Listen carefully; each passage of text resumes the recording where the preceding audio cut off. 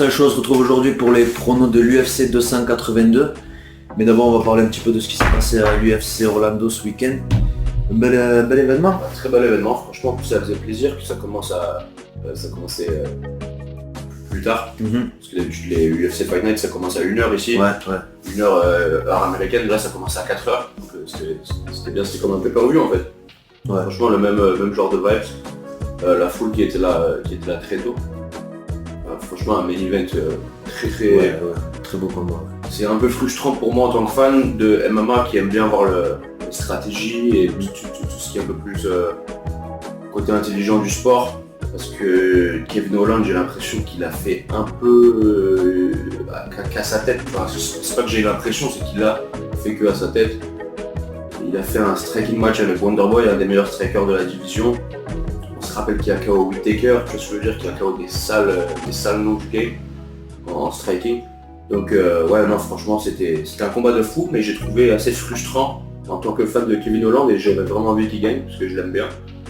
Et ouais c'est assez décevant de ma part honnêtement de voir un peu ce manque de fight IQ, tu vois. Il a commencé à shooter les takedowns au 4e round quand il était trop fatigué. Ça n'en est pas marché. Après il est rentré bien dans les jambes, il a fait un beau tourné, il avait un double leg sur la cage et tout. Mais il avait juste plus d'énergie, la main cassée et tout, c'était trop tard, tu vois. Donc je sais qu'il voulait pas shooter, apparemment il y avait une interview où il se parlait, il disait ouais je veux pas shooter. Mais si au final tu vas shooter au 4e, autant shooter au 1er ou au 2e quand il a laissé se relever quoi, 2 fois. Ouais 2 fois, ouais. Putain, en plus il a des très bonnes soumissions. Ouais non c'est sûr, je pense que s'il aurait voulu le soumettre, il le refuse, c'est ça qui est énervant tu vois. Et là ça lui fait une autre défaite pour en plus il aurait battu le Wonderboy. Ça aurait été une victoire de malade, je veux dire ça aurait un peu effacé le comme ça. Il voulait l'attraper sur son terrain. Ouais mais j'ai pas compris pourquoi. Trop chaud debout, c'était pour être le pied qu'il lui envoyait et tout, c'était beau quand même. Ouais non c'est chaud. C'était un ninja, non c'était magnifique. C'était incroyable à voir.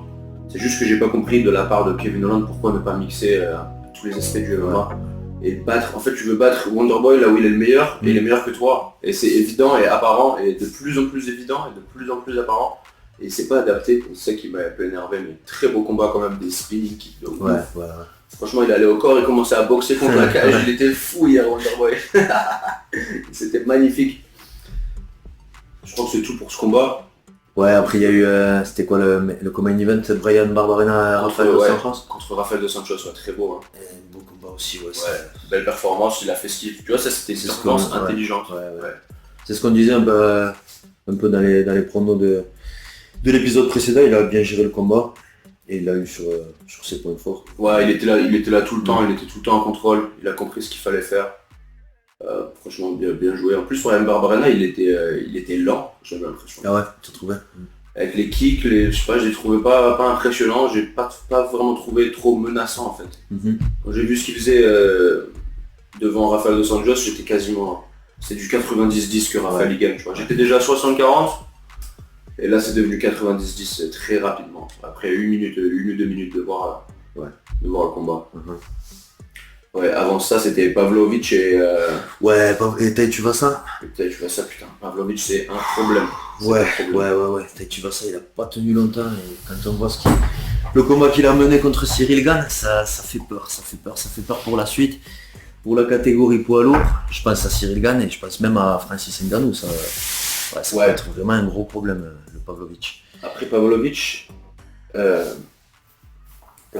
c'est un fast starter, il commence très rapidement. Et Cyril Gane c'est un mec qui commence, c'est un diesel, tu vois comment il commence.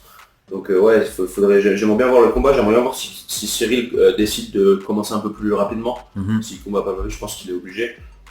Tu vois. Donc après quand on compare les performances de Tai et Tuivasa et Cyril et Pavlovich et Tai Tuivasa, on peut se dire il l'a fini rapidement, mais Pavlovich il combat très rapidement, il rentre dans le combat direct. Cyril il prend son temps et s'amuse, donc ça veut pas forcément dire que Cyril il va se faire il va se faire ramasser, tu vois ce que je veux dire.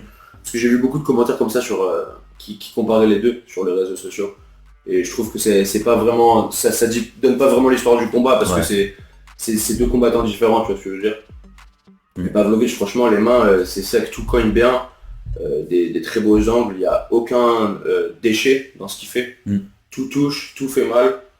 il a l'impression d'avoir vraiment beaucoup de pouvoir dans les mains, tu vois, ça fait flipper. Qu'est-ce qu'il a ramassé taille en frigo, il s'est fait ramasser, quoi. C'était vraiment horrible à voir. Moi j'avais envie qu'il gagne en plus, mais ouais. Ouais, mais il a fait des dégâts même sur le visage. En 50 secondes, tu vois, comment t'as eu le temps de... Il y a eu Nicolas contre Machnel aussi, dont on n'a pas parlé. Victoire de Nicolas. Grand pound au deuxième round. Machnel qui s'est fait beaucoup toucher, il s'est fait dropper quelques fois. Il faut qu'il change quelque chose, je pense que cette façon de combattre, ça va pas lui bénéficier pour longtemps. Qu'est-ce qu'on a eu d'autre? Roman Dolidze contre Jack Hermansson. Ouais, magnifique. Roman Dolidze aussi qui devient un problème pour sa catégorie. J'imagine qu'il devrait le mettre contre le gagnant ou le perdant de Strickland contre Cannonier. Je pense pour la suite. Ça serait beau, ça serait beau. Après Roman et Strickland, je sais pas s'ils s'entraînent ensemble, je sais qu'ils vont tous les deux à Extreme Couture. Après Roman il habite, je sais qu'il a en Géorgie aussi la plupart du temps, mais je sais pas si ils aimeraient s'affronter. Je sais qu'il a collé Khamzat, ça m'étonnerait que ça arrive, mais franchement ça serait beau. Hein. Après par rapport à la hype de Khamzat et tout. Et celle de Dolidze c'est peut-être un peu trop, je pense. Peut-être, mais ce serait beau à voir, Ça peut être. Et ce serait compétitif, hein. Moi je serais pas. Tu vois, la plupart du temps quand Khamzat il combat, t'es quasiment sûr que Gab va gagner, là je sais pas. Là je suis sur du 50-50. Tu vois, donc Après je sais pas si tu veux continuer à parler du placard, c'était... Non, j'ai Clay Guida qui m'a fait plaisir. Qui est revenu, ça faisait plaisir. Ça faisait plaisir Nathan Levy. Michael Johnson aussi qui a surpris contre Martin Fizzy. Dans l'ensemble une belle carte, mais je pense qu'on a... On a tout assez bien résumé. On peut passer donc au... L'UFC 282. Donc on va commencer avec le premier combat de la main card. Bryce Mitchell contre Ilia Topuria. Bryce Mitchell qui a 2,40, qui est underdog, et Ilia Topuria 1,58. Il faut savoir que les deux sont invaincus. 12-0 pour Ilia Topuria, je crois, et 16-0 pour Bryce Mitchell. Donc une grosse opposition. Bryce Mitchell qui vient de battre Edson Barboza. Et Ilia Topuria qui était censé combattre Edson. Mais il est 16-0, je crois que t'as pas le dessus Bryce Mitchell. Je crois que c'était ça, je l'ai vu tout à l'heure. Je sais qu'il avait une défaite, mais je crois que c'était à l'Ultimate Fighter, donc ça compte pas dans ses... Sur Google ils l'ont mis à 15-1, mais je crois pas que ça compte en vrai. Je crois que t'as pas le jeu, ils ont raison. Parce que les combats de Ultimate Fighter ne comptent pas. Ah non, 15-0. 15-0, d'accord. C'est ça. Donc la défaite, elle est pas officielle. Il s'était fait étrangler, étranglement arrière, à l'Ultimate Fighter. Et il s'était fait aussi étrangler en amateur aussi. D'accord, Donc les gens ils savent pas trop, mais il a eu ces deux défaites, on se souvient plus. Après ça veut rien dire, mais Ilia Topuria n'a jamais perdu en amateur, ni en aucun Ultimate Fighter ou quoi que ce soit. Il est vraiment invaincu en amateur et en pro. Donc j'imagine qu'il doit avoir un peu ce petit truc dans la tête, les connaissant les deux, tu vois. Mais Bryce Mitchell, très bon grappleur, très bonne lutte, jiu-jitsu très créatif avec des belles tentatives de soumission que les gens font pas, les twisters, les trucs comme ça, tu vois, les trucs, il te tord le dos en deux, les trucs un peu unorthodoxes. Il y a Topuria qui est vraiment on va dire compact dans ce qu'il fait. Il fait du lourd, quoi. C'est pas le mec le plus créatif, mais ce qu'il fait ça marche très bien. Il a l'air d'avoir beaucoup de force. Très fort. Et il a combattu 155, 135 et 145. Il est chaud, il va un peu de partout. On l'a vu mettre un sale KO à... Comment il s'appelle l'anglais là C'était... Talian Edwards. Jai Herbert. On l'a vu mettre un sale KO à Jai Herbert. Franchement à 155 après avoir ramassé pendant un round, il nous a montré qu'il avait du cœur, qu'il peut vraiment prendre la pression, quoi. Il est là pour combattre et il va jamais abandonner. Il avait fait du sale à Ryan Hall si on se rappelle. Bryce Mitchell qui vient de victoire contre Barboza, il me semble. Donc toi tu vois quoi pour ce combat? Je suis un peu biaisé, je kiffe vraiment Ilia Topuria. Je me dis peut-être qu'il a plus de force, mais Mais Bryce Mitchell, je le vois aussi plus créatif. Donc Plus c'est chaud. expérimenté en gros combat aussi. Aussi, ouais, 12 contre 15. Donc, j'ai un petit penchant pour Ilia Topuria, je dirais peut-être à la décision. Mais chaud, ouais. J'ai juste vu galérer, j'ai vu Ilia galérer contre, ça, c'est qu'on l'a vu Youssef galérer. Zalal. Après il est bon, Youssef Zalal, Ouais. le Marocain, très bon. Mais... Ouais, j'ai un... Même contre Jai Herbert, c'était pas... il a fini au 2e round, mais il a eu un début assez dur. Ouais, assez dur, assez dur. Après c'était à 155, déjà il est vraiment grand. Il a combattu à 170 exact. Ilia Aussi. Topuria, ouais, il est petit. Mais ouais, non, franchement, ouais, moi je vois plutôt un petit avantage pour Bryce Mitchell, mais je trouve que le combat est très équilibré. Je vais prendre Bryce Mitchell pour te contredire, juste pour le game. Mais je serais pas surpris s'il y a gagne aussi. Alors, c'est pas un lock, tu vois, c'est pas un pari que je lock et je vais pas mettre des gros sur ce combat parce que c'est vraiment bien équilibré. C'est les combats que j'adore voir.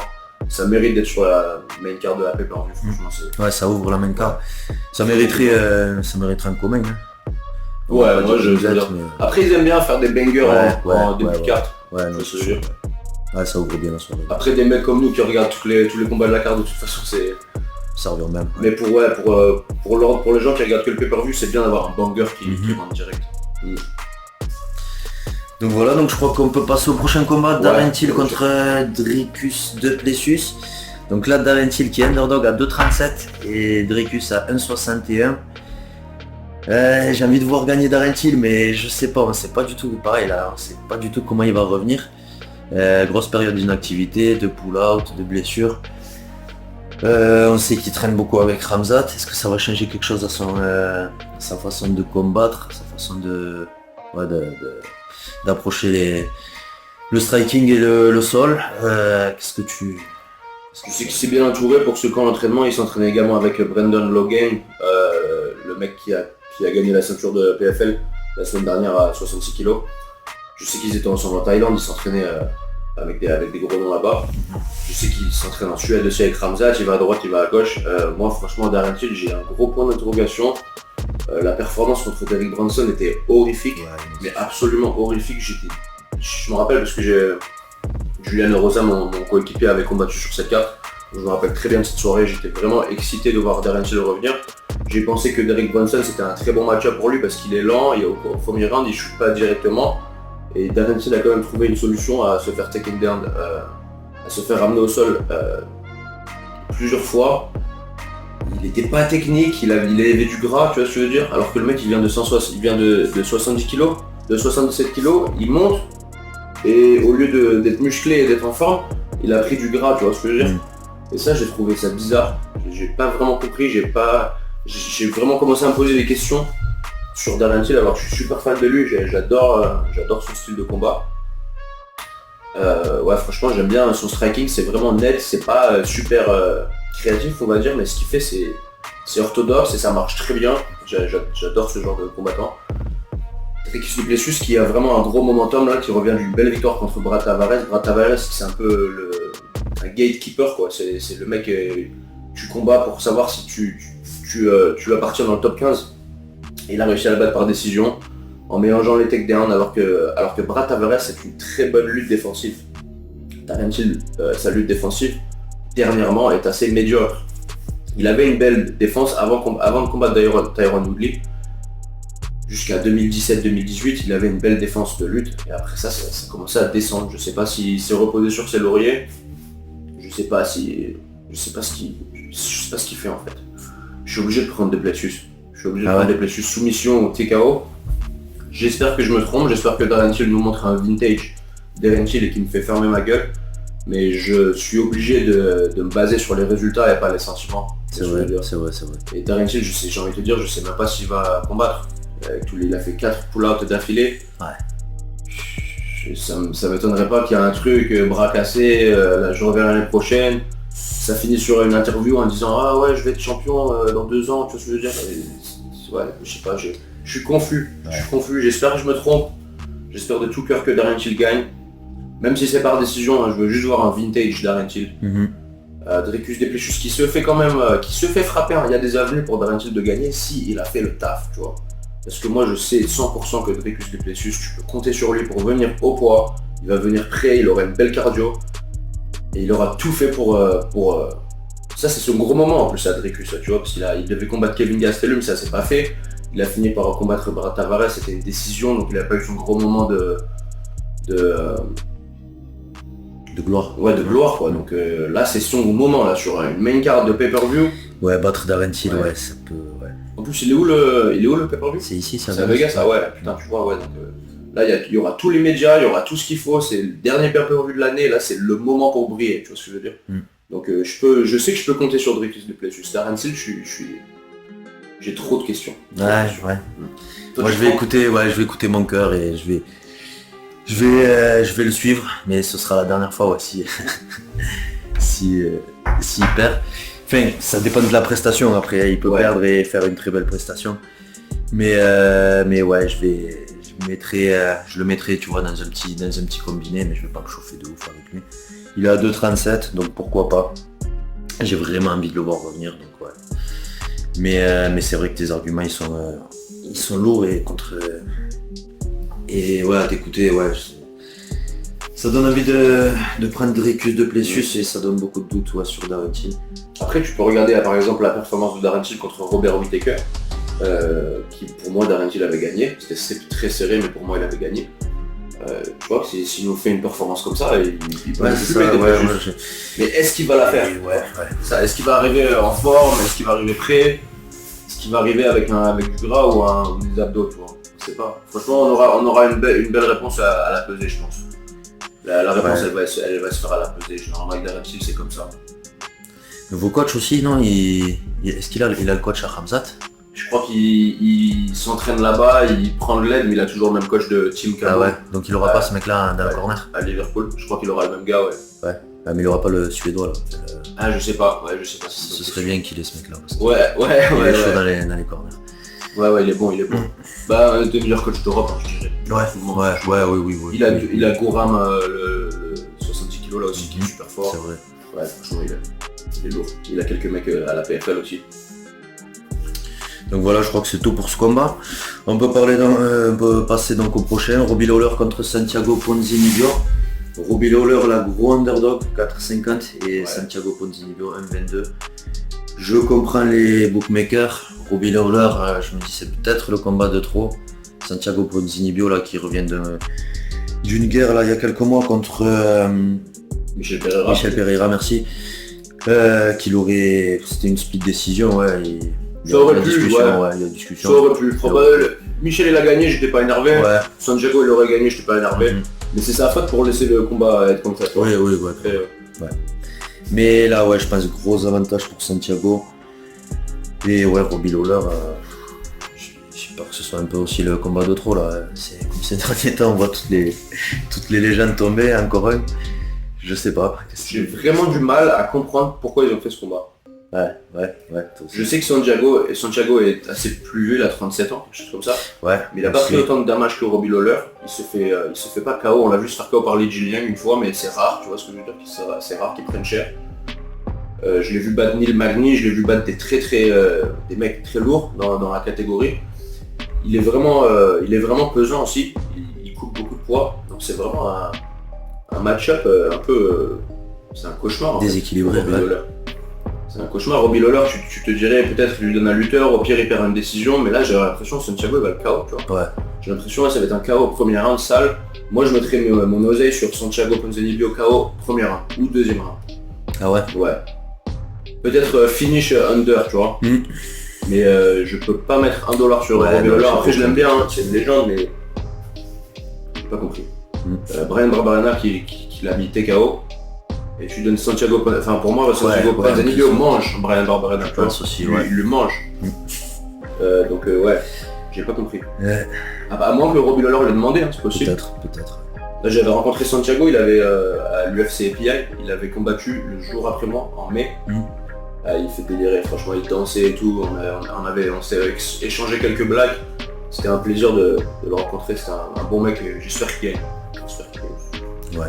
Et il va gagner. Ouais, j'ai pas de doute sur ce match-up. Je crois que donc on peut passer au co-main event. Paddy Pimblett contre Jared Gordon. Paddy Pimblett 1,44 et Jared Gordon 2,87.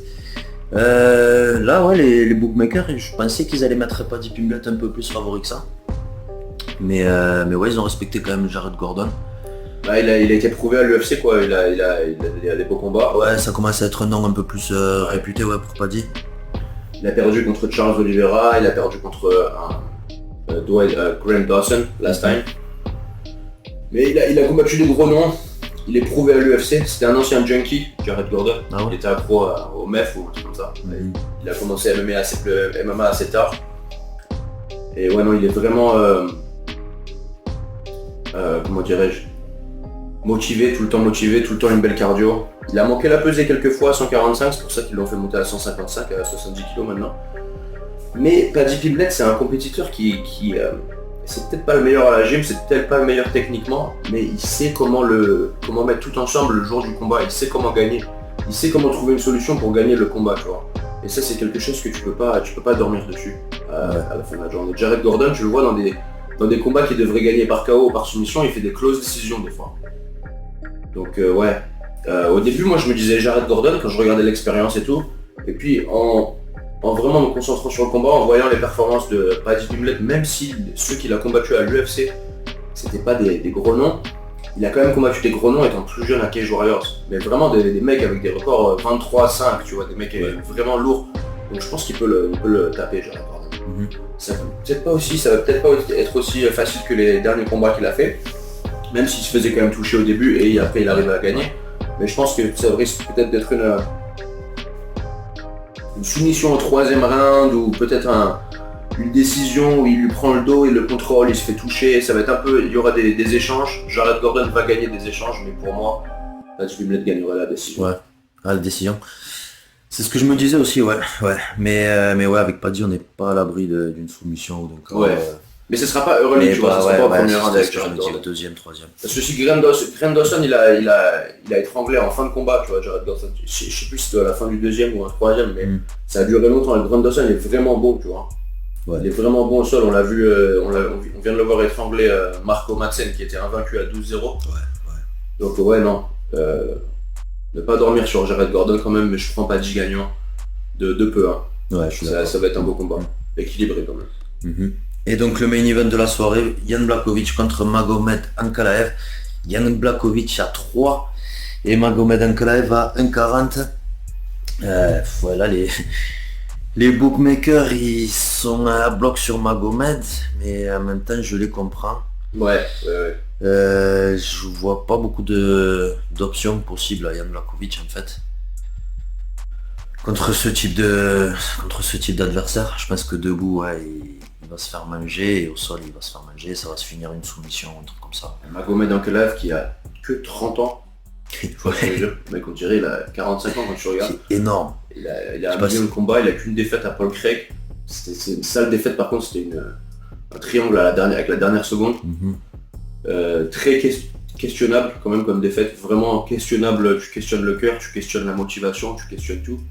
Est-ce que c'était juste un cauchemar réel qui s'est passé juste une fois, ou est-ce qu'on peut trouver encore ce bouton pour appuyer dessus et qu'il abandonne?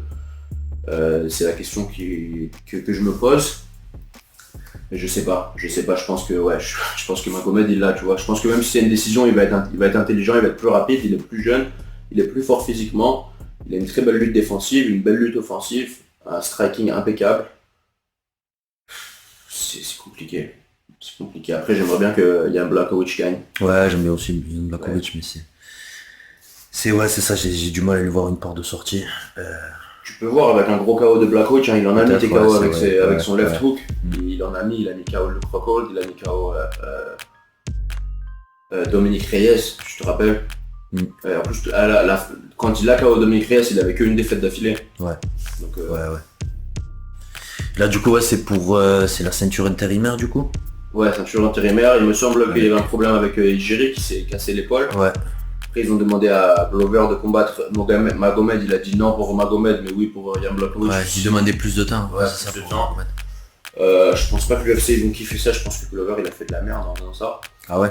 T'es pas d'accord avec cette décision de juste il a choisi plus de temps parce que c'est Un adversaire différent, un profil différent. Qui te dit que l'UFC te redonne la chance? Non, et tu ne les aides pas. Parce que là, c'est pour une ceinture... Ouais, ça aurait été pour une ceinture intermédiaire de toute façon. Mais ouais, je pense pas que l'UFC soit super fan d'un mec qui dit non pour un title shot, tu vois. Alors qu'ils te donnent un rematch, ils sont pas obligés.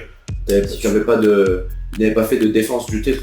T'as pas fait de défense du titre, tu veux un rematch direct, ils sont pas obligés de te le donner, tu vois. Donc, j'ai trouvé assez questionnable comme question. En plus, il a 42 ans. C'est pas comme s'il avait plein de temps devant lui. Mais bon, ouais. Le côté positif de ça, c'est si Jan Blachowicz gagne.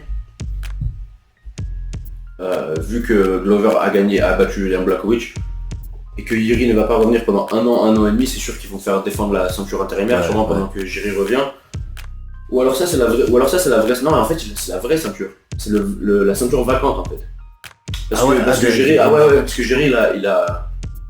il l'a rendu en fait. Ouais, d'accord. Mais quand il revient, ils vont lui mettre direct. Ok, donc ça c'est la vraie ceinture en plus. Ouais, donc c'est bizarre qu'il a dit non. Ouais, c'est juste la ceinture vacante quoi. Wow, encore pire que ce que je croyais. Mais ouais, donc si... ils lui donneront après, je pense, mais...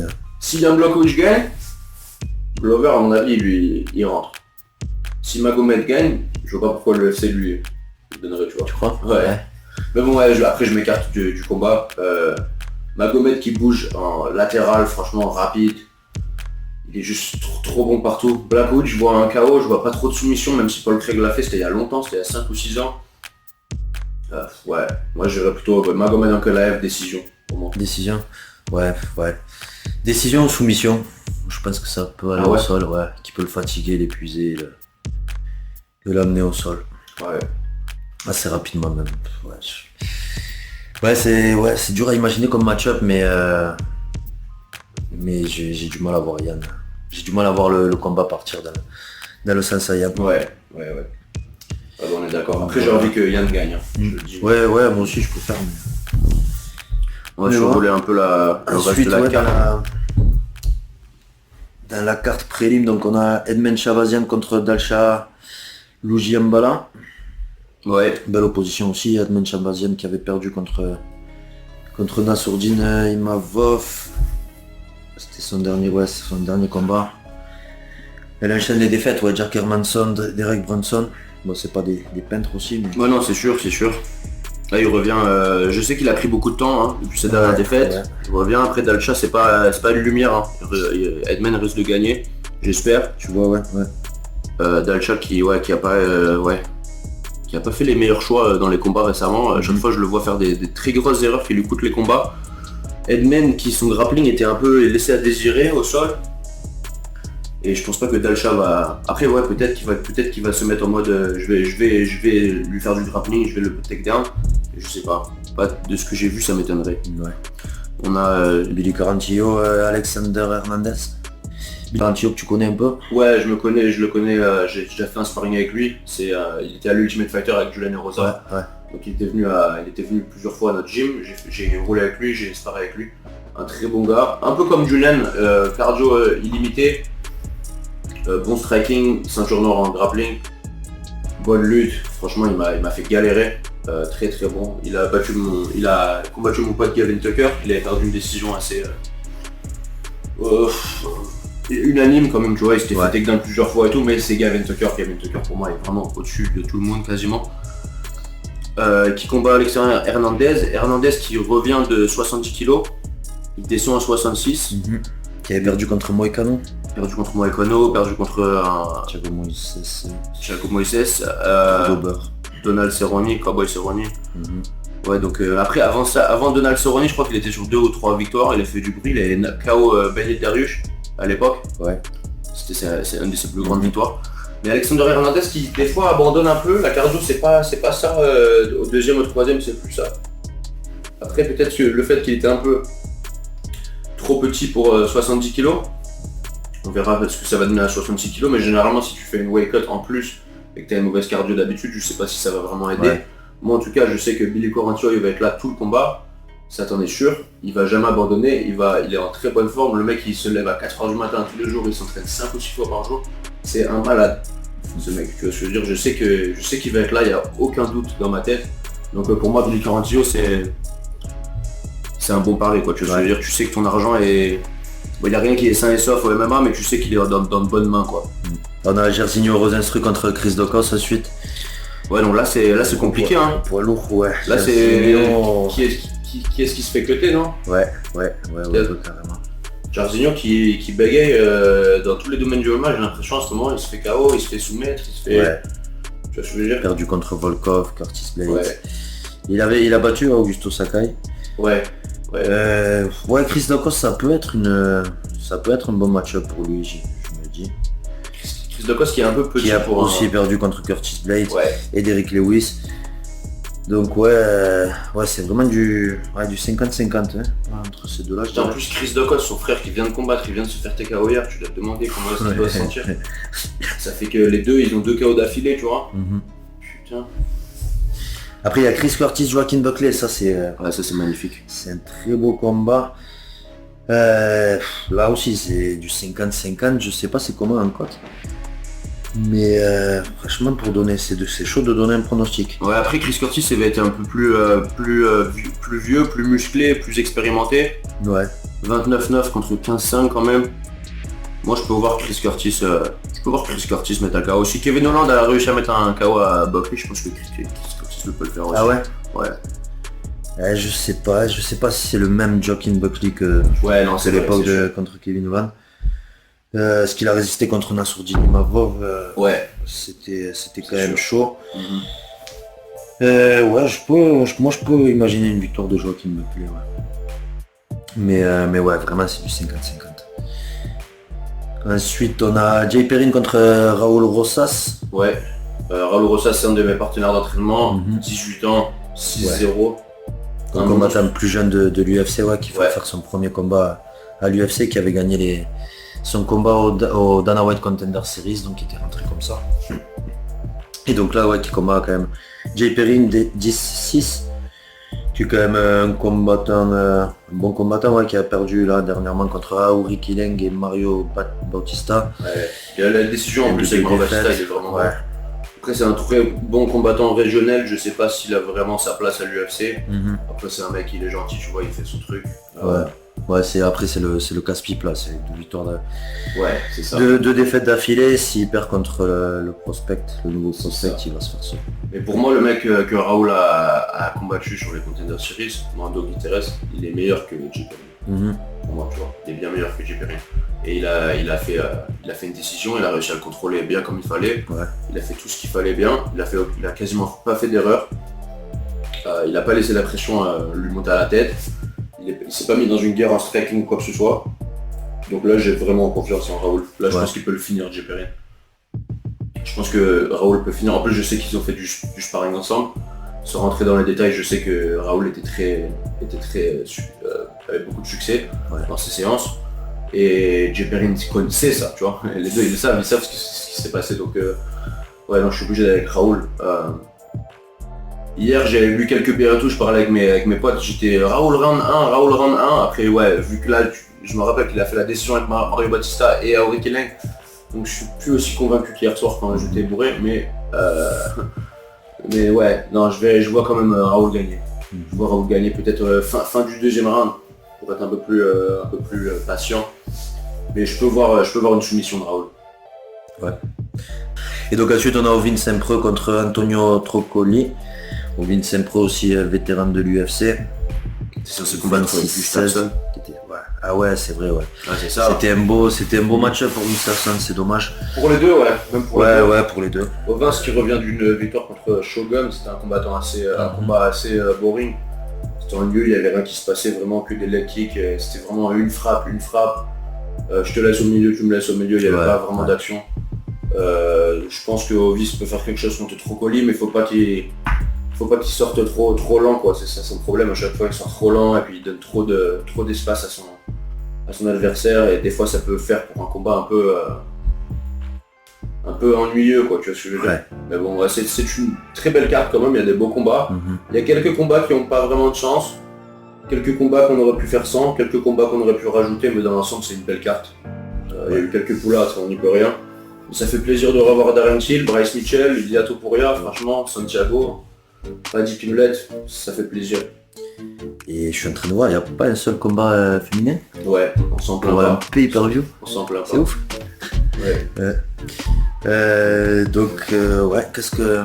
Après il y a l'Ares 10, c'est ça? Ouais, c'est Ares 10, donc jeudi. Donc Carla Moussou contre... Moi je trouvais la carte un peu Mika légère. Au début on se disait on allait faire une vidéo pour toute la carte, mais la carte est légère quand même. Il y a beaucoup de noms qu'on ne connaît pas et tout. Connu. On aurait plutôt dû le faire pour la dernière carte, on le fera pour la prochaine grosse carte d'Ares, surtout sur le prochain avec Abdul. Qui aurait dû être sur cette carte d'ailleurs, ça aurait été beau. Ouais. Pour clôturer la fin de l'année, il aurait pris la ceinture des 185. Je me souviens parce qu'il fallait 2 ceintures d'Ares pour montrer. Je sais même pas pourquoi il est pas à l'UFC encore alors qu'il est 15-1, mais bon. Ouais, donc Carla Mouchou contre Michael Lebou. Carla Mouchou, un vétéran du MMA français. Michael Lebou, également un vétéran du MMA français, mais juste à une époque un tout petit peu différente, juste après Amouchou. Ouais. Michael qui était le vétéran de l'UFC et Amouchou qui était l'ancien champion du tournoi de Bellator. Donc c'est un peu le vétéran de Bellator, le vétéran de l'UFC, c'est cool, un combat franco-français à Paris, c'est sûr que c'est magnifique en fin d'année en plus comme ça. Ça risque d'être le dernier combat des deux. Je sais pas si Karl a dit que s'il perd c'est terminé il me semble. Ah ouais. Et Michael Lebou apparemment c'est son dernier combat d'après ce qu'il dit. Je sais pas s'il va changer d'avis mais ouais c'est un beau combat, franchement on a une belle opposition de style, un mec qui est super explosif au début. Contre un mec qui est un peu plus un diesel, un Michael Lebou, diesel très créatif, qui il est bon partout, il abandonne pas, c'est un chien, j'adore ce genre de combattant. Ouais, moi je suis obligé d'aller avec Michael Lebou sur ce combat. Je pense que Carla Mouchou risque d'avoir un bon premier round, il risque de gagner le premier round, et il va se fatiguer, il risque de faire quelques mauvaises décisions comme on l'a vu faire récemment, et je pense que Michael Lebou va le finir au deuxième round. C'est ça qu'il a prédit sur son podcast, et c'est ça qu'il a prédit quand j'écoute ses prédictions sur ce combat, et je pense qu'il va le faire. Je pense qu'il va faire un petit KO au sol au deuxième round. Ah ouais. Ouais. Toi tu vois quoi? Je pense quand même que la décision pour Carla Moussou elle est possible. Ah ouais? Ouais, peut-être plus clean. Mais plus explosif, peut-être un peu plus fort physiquement. Après on sait que Michael Lebou c'est plutôt un mec qui devrait combattre à 70 kg, pas 77. Et Carla Mouchou c'est un mec, c'est impossible qu'il fasse 70 kg, tu vois, donc il y aura forcément une... Ouais, il peut se faire contrôler. Ouais. Quand t'as ce nombre de combats, je pense pas que tu vas te laisser intimider par un mec qui est un peu plus fort physiquement, tu vois, je pense qu'il aura une belle stratégie pour le trouver. Mais en tout cas, les événements à reste, c'est toujours un plaisir à regarder. Hein.